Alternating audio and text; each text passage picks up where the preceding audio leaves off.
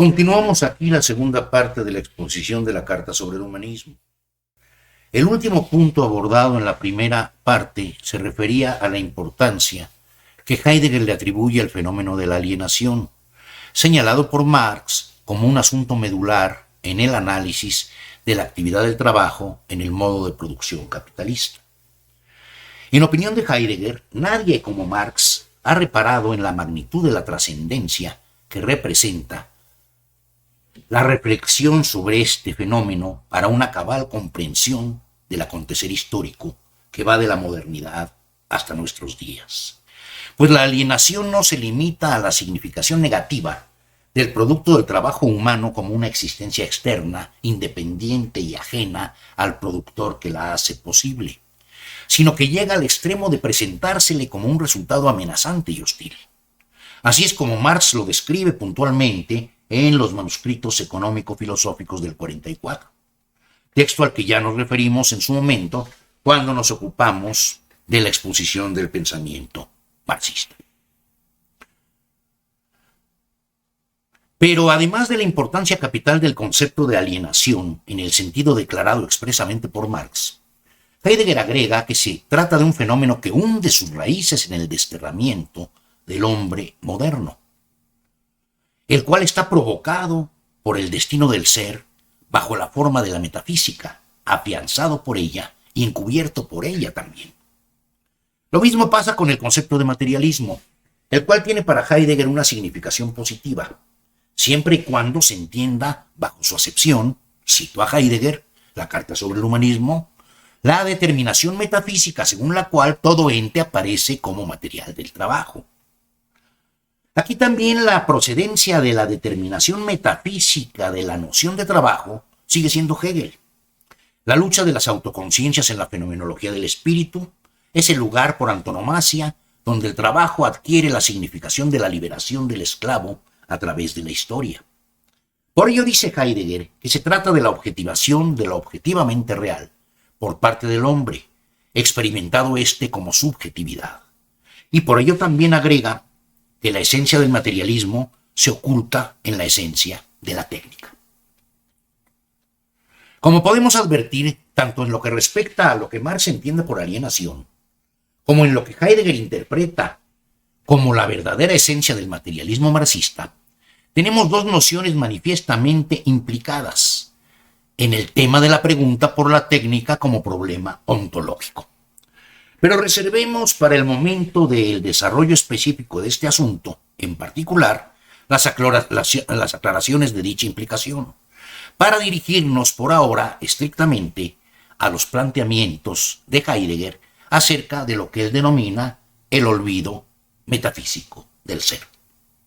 La metafísica, dice, se cierra al sencillo hecho esencial de que el hombre solo se presenta en su esencia en la medida en que es interpelado por el ser. Solo por esa llamada ha encontrado el hombre donde habita su esencia. Solo por ese habitar tiene el lenguaje a modo de morada que preserva el carácter estático de su esencia.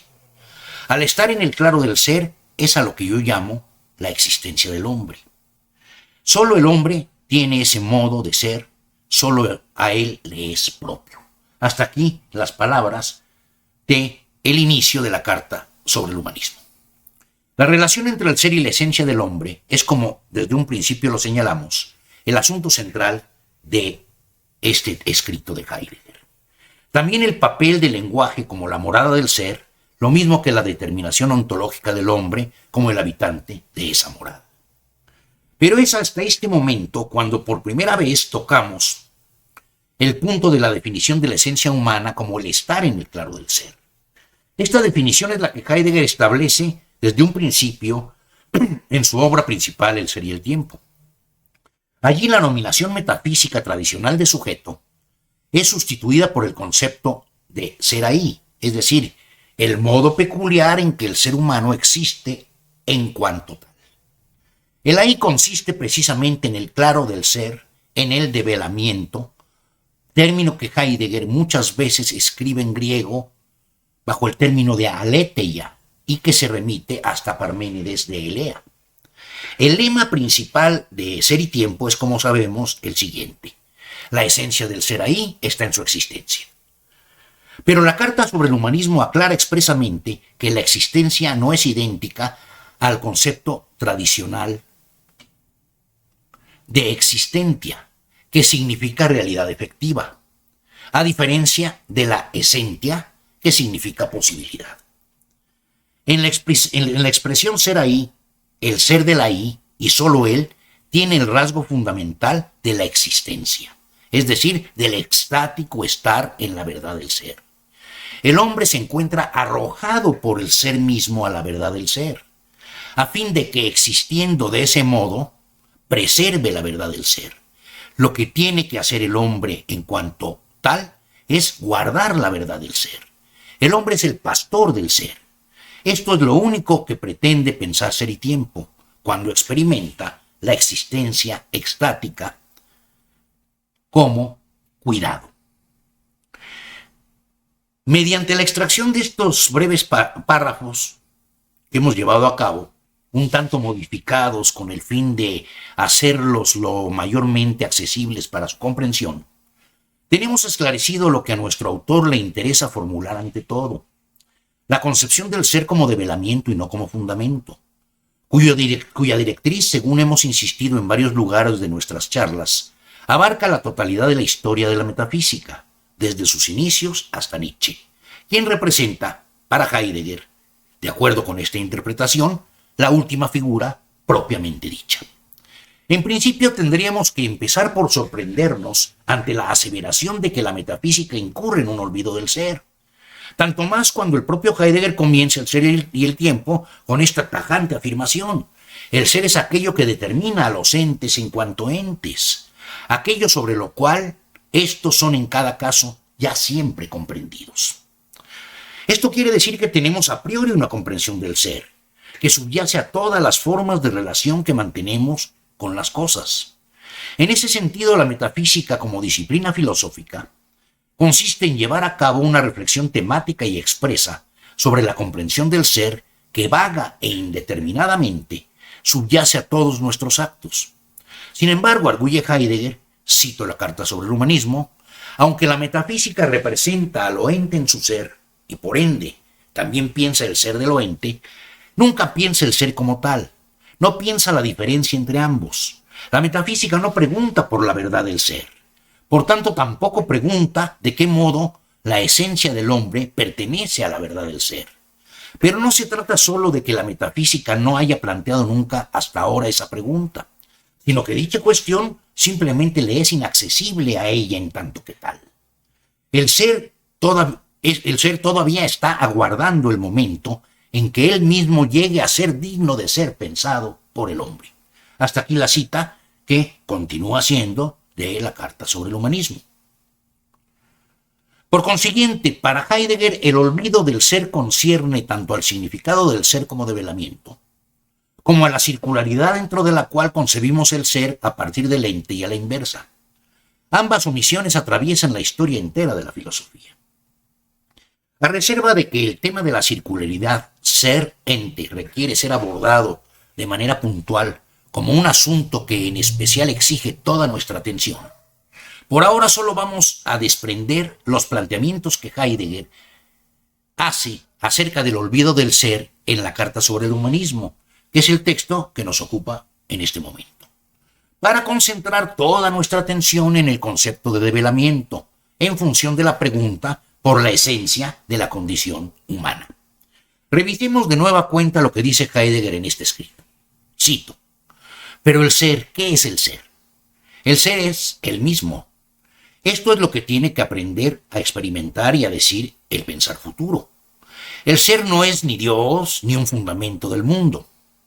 El ser está esencialmente más lejos que todo ente, y al mismo tiempo está más próximo al hombre que todo ente, ya sea este una roca, un animal, una obra de arte, una máquina, un ángel o Dios. El ser es lo más próximo, pero la proximidad es lo que más lejos le queda al hombre. El hombre se atiene siempre, en primer lugar y solamente, a lo ente. Cuando el pensar representa al ente como ente, a lo que se refiere es al ser, pero lo que está pensando de verdad y en todo momento es solo lo ente como tal, y jamás el ser.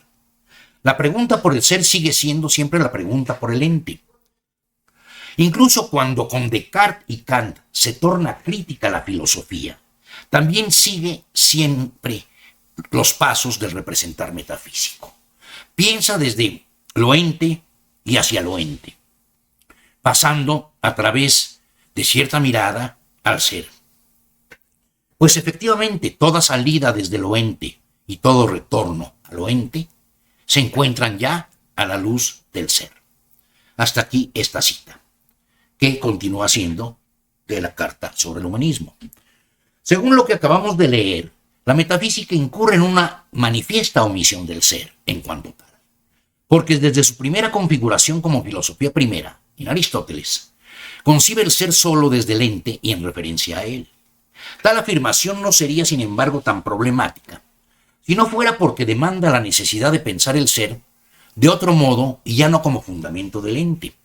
La historia de la metafísica es, en efecto, la historia de los distintos modos en que la relación ser y ente ha sido articulada y propuesta como una relación real y necesaria. La reflexión metafísica sobre el ser ha sido la reflexión sobre la unidad y mutua determinación de ambas nociones. Vale la pena detenernos un momento para comentar lo siguiente. El pensamiento de Heidegger puede dividirse en dos etapas. La etapa del ser y el tiempo, esto es, la del proyecto de la llamada ontología fundamental, como la ontología del hombre, en tanto que fundamento de toda posible ontología, y la etapa de lo que se conoce como el último Heidegger, que abandona la analítica del ser y el tiempo para ser reemplazada por una ontología del lenguaje. La Carta sobre el Humanismo nos permite advertir, sin embargo, que a pesar de ese abandono y sustitución, no existe ningún cambio sustancial, propiamente dicho, entre la primera etapa y la segunda. Las nociones de develamiento y claro de lo abierto, que tantas dificultades entrañan en el discurso del Heidegger tardío, tienen su fundamento en el concepto fenomenológico de ser ahí o existencia de el ser y el tiempo. Oigamos de nueva cuenta lo que dice la Carta sobre el Humanismo acerca de este término. Estar en el claro del ser es a lo que yo llamo la existencia del hombre. Solo el hombre tiene ese modo de ser. Solo de él le es propio. La existencia así entendida no solo es el fundamento de la posibilidad de la ratio, sino aquello en donde la esencia del hombre preserva el origen de su determinación. Hasta aquí la cita. Pero ¿por qué el concepto de existencia, cuando nos referimos al ente humano, es un concepto fenomenológico? ¿Lo es también acaso la noción de claro de lo abierto, empleada por Heidegger varios años después? ¿Qué relación guardan estos términos con la fenomenología husserliana? Sobre todo cuando se sabe que Husserl, a quien fue dedicados el ser y el tiempo, tuvo ciertos reparos en aceptar la obra. La respuesta a estas cuestiones nos las da el propio Heidegger cuando dedica a la explicación del carácter fenomenológico de la investigación desarrollada en su obra gran parte de la introducción. Lo primero que subraya es que la fenomenología significa primariamente el concepto de un método. ¿En qué consiste este método? En permitir ver lo que se muestra tal como se muestra por sí mismo, efectivamente por sí mismo. Luego entonces, de manera manifiesta, Heidegger suscribe el significado fundamental de la noción husserliana de fenomenología, como el procedimiento que consiste en el retroceso a las cosas o estados de cosas mismos, en la experiencia y en la intelección primigenias. En lo que concierne al sentido del mostrarse originario, Heidegger continúa por lo visto la escuela de Husserl, pero al mismo tiempo se aparta de ella en la medida en que cuestiona que el asunto esencial de la filosofía fenomenológica sea la subjetividad trascendental, y esto lo hace precisamente al hilo de la exposición del significado ontológico del concepto de develamiento.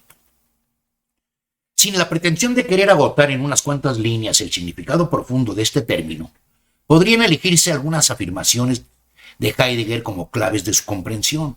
Por ejemplo, en la Carta sobre el Humanismo dice expresamente: el hombre es esencialmente de tal modo que es el allí, esto es, el claro del ser.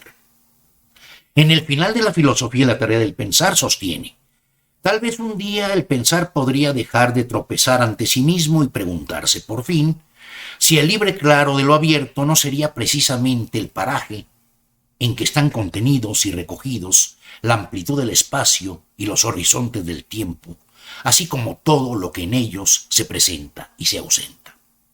El no encubrimiento es, por así decirlo, el elemento en cuyo seno tanto el ser como el pensar son el uno para el otro y son lo mismo. Hasta aquí esta par de citas del final de la filosofía y la tarea del pensar. Resulta entonces que lo que Heidegger entiende por develamiento no es el ser concebido como presencia de lo presente, concepción que según él pertenece a la esencia de la metafísica, sino el elemento en el que pueden ser lo que son el ser, el pensar y la misma verdad. Así lo dice textualmente en este mismo texto que acabamos de citar, en el final de la filosofía. Heidegger llega al extremo de decir, presencia solo lo hay en el terreno de lo abierto. Con el término develamiento, lo abierto está bien nombrado, pero no pensado como tal. Estas citas siguen perteneciendo al mismo texto mencionado, el final de la filosofía. Resulta además que el libre claro de lo abierto no es pensable desde la metafísica, porque la metafísica se constriñe a interrogar lo presente, es decir, el ente, en dirección a su estado de presencia, es decir, omite la diferencia seriente. Resulta obvio el empeño de Heidegger en librarnos de la confusión del concepto de develamiento con el de presencia, como también su insistencia en preservar a toda costa nuestra comprensión del carácter originario del develamiento en cuanto tal. Muestra de ello es que en el final de la filosofía, Heidegger llegue a afirmar que lo que esta palabra nombra es un protofenómeno. Lo dado originariamente es el develamiento porque el libre claro de lo abierto es la dimensión en donde estamos instalados ya siempre. Pero esta originariedad no nos pertenece a nosotros como una propiedad de nuestra subjetividad. Sucede en todo caso lo inverso. Nosotros pertenecemos a ella.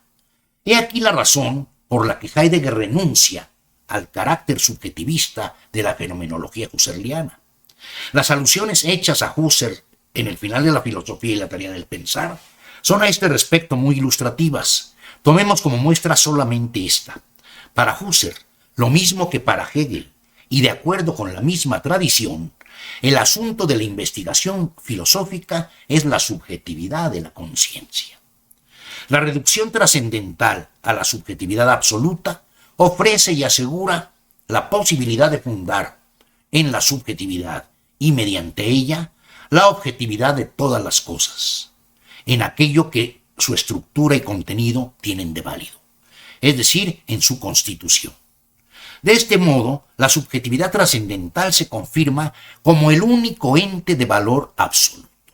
Hasta aquí la cita del final de la filosofía.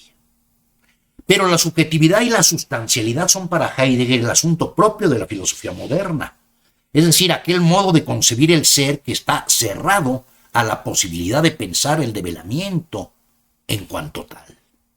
La fenomenología heideggeriana se ofrece por ello como una fenomenología no egológica. Heidegger cuenta que muy tempranamente, en 1922, cuando era discípulo de Husserl y se hallaba concentrado en el estudio de las investigaciones lógicas, más inclinado por un presentimiento que por una convicción intelectual, se percató de que, cito el opúsculo de Heidegger titulado Mi camino en la fenomenología, de que lo ejecutado en relación con la fenomenología de los actos de conciencia, como el darse a ver los fenómenos a sí mismos, es lo que viene pensado por Aristóteles y en todo el pensamiento y la existencia griegos como aletheia, es decir, como el desepultamiento de aquello que hace acto de presencia, como su desalbergarse, su mostrarse. Lo que las investigaciones fenomenológicas habían encontrado de manera nueva como sustentación del pensar, se probaba como el rasgo fundamental del pensamiento griego. Y cuanto más clara se me hacía esa intelección, con tanta mayor fuerza surgía la pregunta: ¿de dónde viene y cómo se determina aquello que ha de ser experimentado de acuerdo al principio de la fenomenología, como la cosa misma. Se trata de la conciencia y de su objetividad, o del ser del ente en su desocultamiento y en su acción de ocultarse. Hasta aquí la cita de este opúsculo breve titulado Mi camino en la fenomenología. Esta confesión de Heidegger es muy esclarecedora. Desde sus primeras incursiones en la fenomenología husserliana, comienza a guardar distancia con su maestro Husserl. El develamiento del ser es el auténtico objeto de la fenomenología, y no la compleja tipología de los actos intencionales de la subjetividad trascendental, tal y como Husserl lo había propuesto y establecido desde las investigaciones lógicas y lo continuaba manteniendo en sus trabajos sucesivos. Asimismo, lo pone de manifiesto el hecho de que Husserl, en su incansable tarea por avanzar en el proyecto de la construcción de la fenomenología como el verdadero método de la filosofía en su constitución de ciencia rigurosa, había dejado atrás las investigaciones lógicas para enfocar enseguida toda su atención en la elaboración de las ideas relativas a una fenomenología pura y una filosofía fenomenológica. Y por consiguiente no estaba de acuerdo con la pretensión de seguir ahondando en su obra anterior, tal y como Heidegger lo seguía haciendo. La resistencia a admitir que el objeto temático de la fenomenología sea la subjetividad de la conciencia es la misma que mantiene Heidegger con la metafísica moderna y el idealismo alemán. Con la determinación metafísica del hombre como sujeto, queda completamente encubierta la experiencia del ser como debilamiento y, en consecuencia, la esencia de la condición humana como pertenencia originaria a la apertura del ser. Pero tenemos que preguntarnos entonces, ¿cómo es posible concebir la posibilidad de una experiencia distinta de la determinación metafísica de la totalidad de lo real como objetividad y del hombre como sujeto? ¿Qué nueva dirección le está reservada al pensar fuera de la historia de la filosofía hasta ahora consumada? No se trata en manera alguna de una superación de la metafísica a partir de ella misma, de su acceso a una dimensión más elevada que la que hasta ahora ha alcanzado, de una profundización y un perfeccionamiento de la interpretación, comprensión y explicación de la realidad obtenida hasta el momento por ella. Si esto fuera así, significaría su continuidad y por ende su permanencia. En el ensayo titulado La constitución ontoteológica de la metafísica, Heidegger entabla un diálogo con Hegel sobre la historia de la filosofía, y allí justamente expresa sus diferencias con él, entre las cuales destaca la interpretación hegeliana de dicha historia como un proceso dialéctico en el que se registra un desarrollo progresivo, un perfeccionamiento gradual, cuya última figura representa la superación de las anteriores. Cito este texto, La constitución ontoteológica de la metafísica. Desde la retrospectiva de su propio sistema, Hegel, dice Heidegger, encuentra la fuerza de los pensadores en lo que pensó cada uno, en la medida en que esto puede ser asumido como un grado correspondiente del pensar absoluto. Y este solo es absoluto porque se mueve dentro de su proceso dialéctico especulativo, para el que requiere la gradación. Para Hegel, el diálogo con la historia de la filosofía anterior a él tiene el carácter de superación. En cambio, para nosotros, agrega, la norma para el diálogo con la tradición histórica es la misma, en la medida en que se trata de penetrar en la fuerza del pensar anterior. Solo que nosotros no buscamos la fuerza en lo ya pensado, sino en un impensado del que lo pensado recibe su espacio esencial. Pero lo ya pensado solo es la preparación de lo todavía impensado, que en su sobreabundancia retorna siempre de nuevo. La medida de lo impensado no conduce a integrar lo pensado con anterioridad dentro de un desarrollo y una sistematización todavía más altos y que lo superan, sino que exige la puesta en libertad del pensar transmitido para que pueda entrar en su ser anterior todavía conservado. Esto es lo que rige en la tradición desde el principio, lo que está siempre por delante de ella y, con todo, sin ser pensado expresamente como lo que inicia. Hasta aquí esta cita en donde Heidegger mantiene un diálogo crítico con la interpretación hegeliana de la historia de la filosofía. Tenemos pues la respuesta a la pregunta por la posibilidad de una nueva experiencia del pensar que según Heidegger apremia a la condición del hombre contemporáneo. Consiste en salir de la órbita de lo que hasta ahora ha sido pensado en la filosofía para dar un paso atrás, en el sentido de ir desde la metafísica hasta la esencia de la metafísica. Heidegger describe así la dirección de esa posición y de ese movimiento.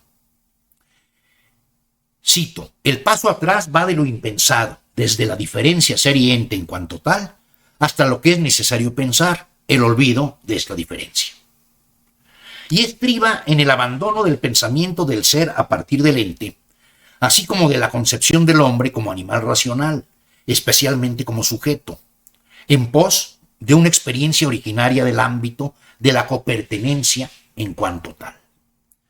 Heidegger habla de un paso atrás y de un salto hacia afuera del pensamiento metafísico, y habla también de un asunto impensado del cual, no obstante, lo pensado recibe su espacio esencial.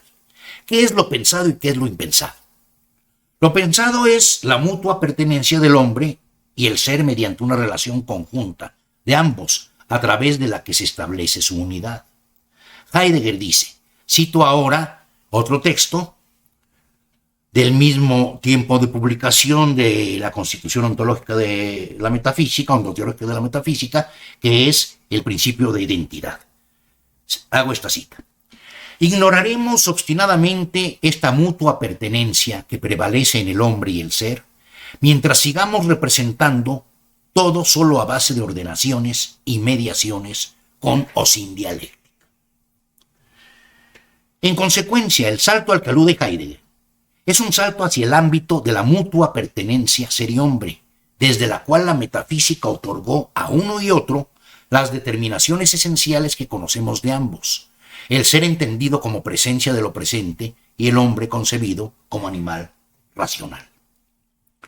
El salto implica, pues, según Heidegger, abandonar el modo de pensar representativo, cuya esencia estriba en la concepción de la relación ser y hombre como objetividad-subjetividad.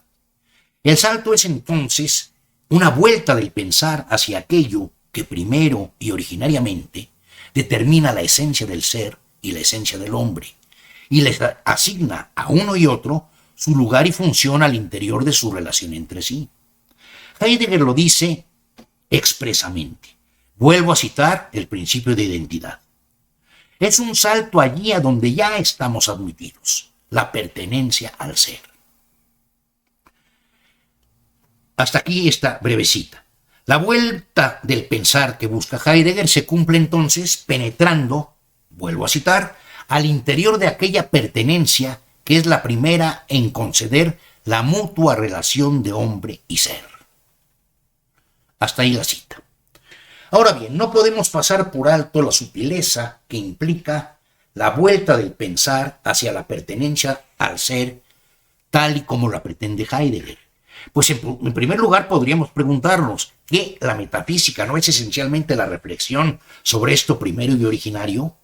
¿No acaso la inversión que representa pensar lo mutuo a partir de la pertenencia y no lo contrario constituye simplemente un giro rebuscado que el pensamiento deshace al experimentar que se conduce en los dos casos hacia el único y mismo sitio? Sin embargo, lo que objeta Heidegger no es la identidad pensada como la unidad de lo mutuo, sino la concepción de la identidad como rasgo del ser, a raíz de lo cual la esencia de la identidad queda encubierta para toda la metafísica.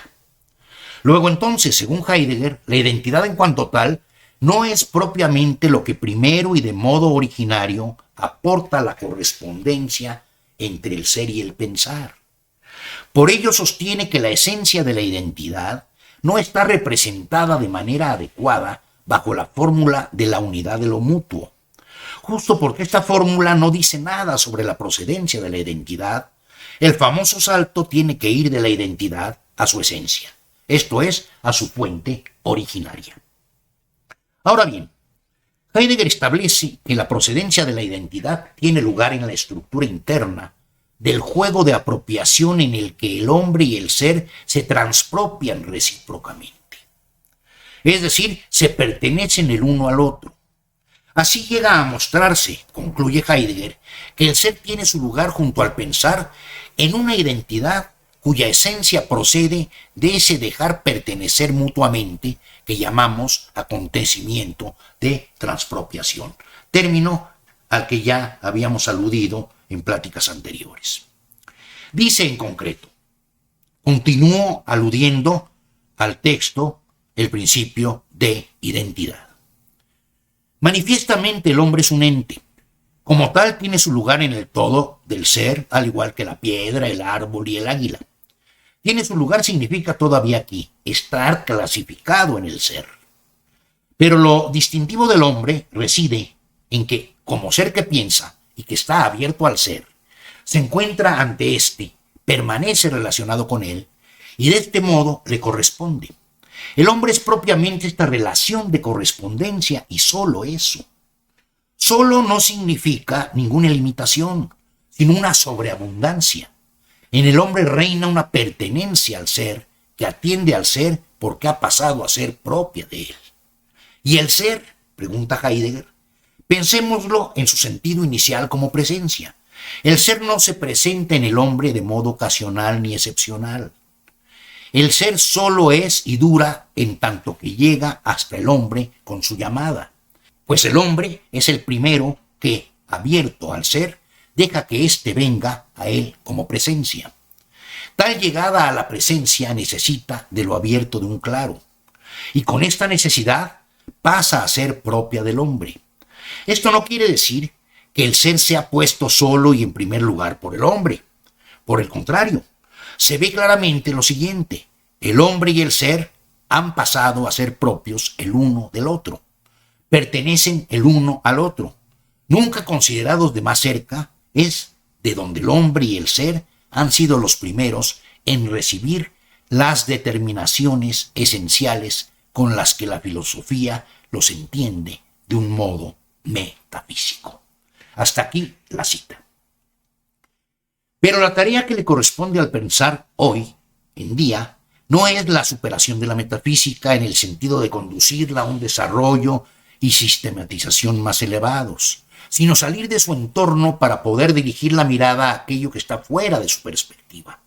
La esencia originaria del ser como develamiento y concomitantemente la pertenencia también esencial y originaria de la condición humana al develamiento del ser.